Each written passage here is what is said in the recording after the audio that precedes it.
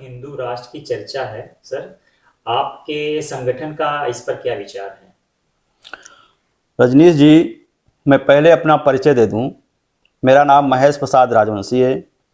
महाराजा छीतापासी सेवा संस्थान का प्रदेश अध्यक्ष हूँ। जो आपने सवाल पूछा है, तो इस पर मैं ये कहूँगा कि जब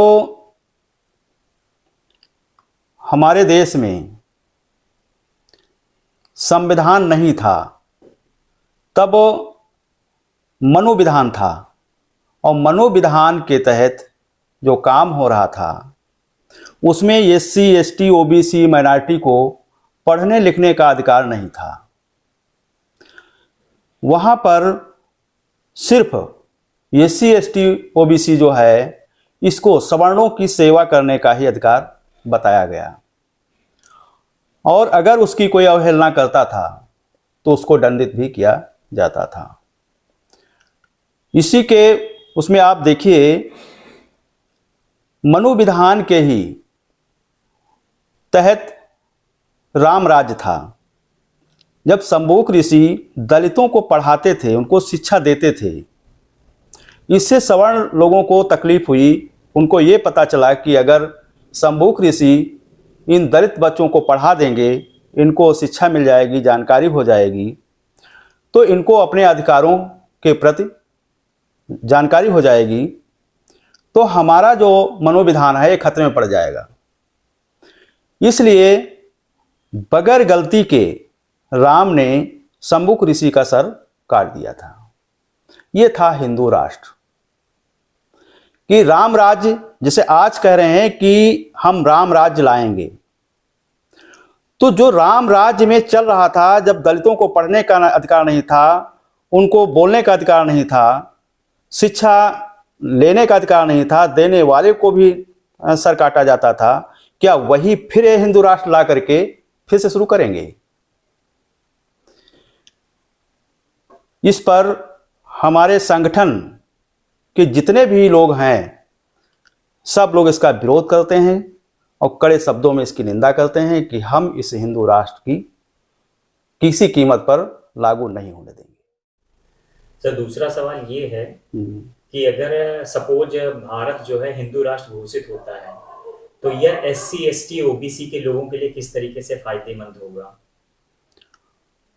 देखिए रजनीश जी, आपका सवाल बड़ा अहम है। अगर हिंदू राष्ट्र बनता है तो हिंदू राष्ट्र से केवल ब्राह्मण समाज को फायदा मिलेगा, क्योंकि जिस तरीके से सरकार काम कर रही है, मंदिरों पे ज़्यादा फोकस कर रही है, बढ़ावा दे रही है, और निजीकरण ला करके जो दलित SC ST OBC माइनॉरिटी है, इनके अधिकारों को पूरी तौर से खत्म कर दिया है। तो अगर हिंदू राष्ट्र घोषित होता है तो दलित समाज के सारे अधिकार खत्म हो जाएंगे, ये अपने अधिकारों से वंचित हो जाएंगे। ना तो अब देख लीजिए जो मौजूदा हालत है, इस पर आज कितनी बेरोजगारी बढ़ी है, शिक्षा खत्म हो रही है। शिक्षा पे देखिए, अभी शराब पे 15 रुपये घटा दिए और 25 रुपये किताबों पे बढ़ा दिया। मेन फंडा यह है कि जो दलित वर्ग का है, पिछड़े वर्ग के लोग हैं, माइनॉरिटी के लोग हैं, ये शिक्षित होने ही ना पाए। जब शिक्षित नहीं होंगे तो इनको नौकरी नहीं देना पड़ेगा, और नौकरी पहले से ही खत्म कर दिया है।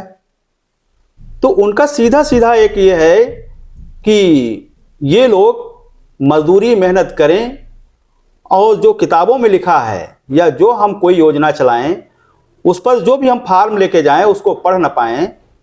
सिर्फ हम ये बता दें कि ये योजना आई है, इस पर साइन कर दीजिए, तो वो लोग अंगूठा दस्तखत कर दें, इसके आगे वो न जान पाएं, जिससे हम उनके अधिकारों का हनन कर सकें। ये हमारी सरकार की मंशा है। तो दलित को तो फायदा नहीं होगा, फायदा अगर होगा तो सवर्ण को होगा, यही उसकी स्कीम है। जी। हाँ सर, तीसरा सवाल मेरा ये है कि हमारा जो देश है वो संविधान से चलेगा या हिंदू राष्ट्र से चलेगा? दोनों में से अहम कौन है, मुख्य कौन है?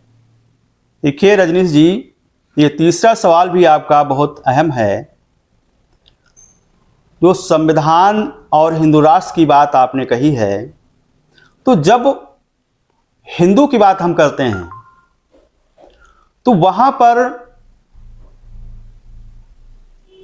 जो SC ST OBC है, इसको कोई अधिकार नहीं मिलने वाला है।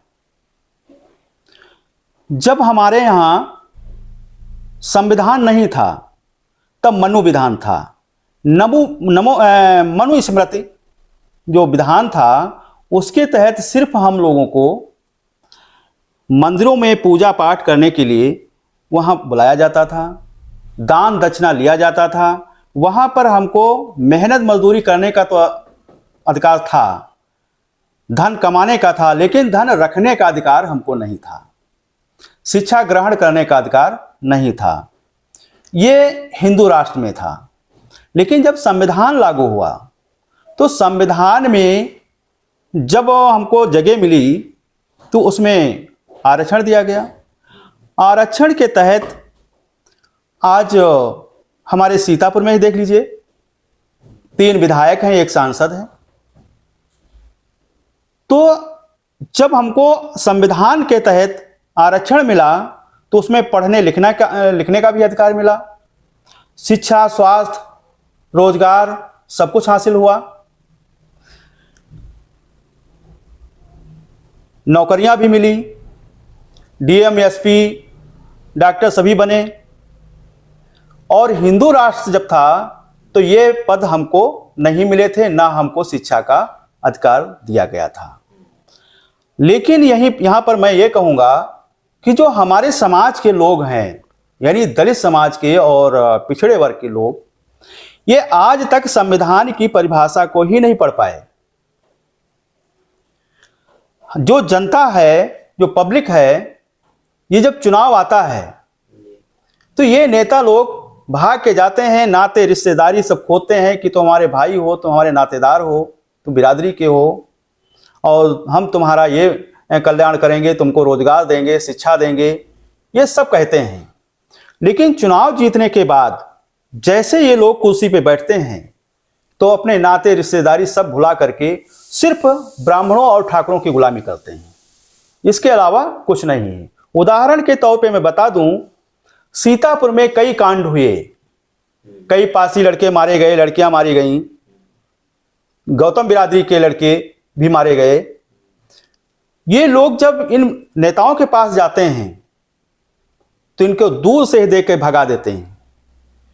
कोई आज सीतापुर में या प्रदेश में SC ST OBC के माइनॉरिटी के लोग जब मारे जाते हैं या कोई भी आपत्ति आती है तो ये लोग मुंह खोलने के लिए तैयार नहीं होते हैं। तो इस पर मैं ये कहूँगा कि ये जो नेता हैं, इनको संविधान का ज्ञान ही नहीं है। जिस दिन ये संविधान जाएगा उस दिन ये विधायक तो बहुत दूर है, ये पंच भी नहीं बन पाएंगे। ये तब इनको याद आएगा ये संविधान क्या चीज होती है। इसलिए मैं इन लोगों से, जो विधायक हैं, सांसद हैं, जिला पंचायत सदस्य हैं, प्रधान हैं, जो भी ये नेता हैं, मैं इनसे अपील करूंगा कि एक बार ये संविधान का अध्ययन कर लें और जो दिमाग के अंदर गंदगी भरी है उसको साफ करके अपने समाज की तरफ ध्यान दें, नहीं तो ये कहीं के नहीं रह जाएंगे। यही मेरा कहना है।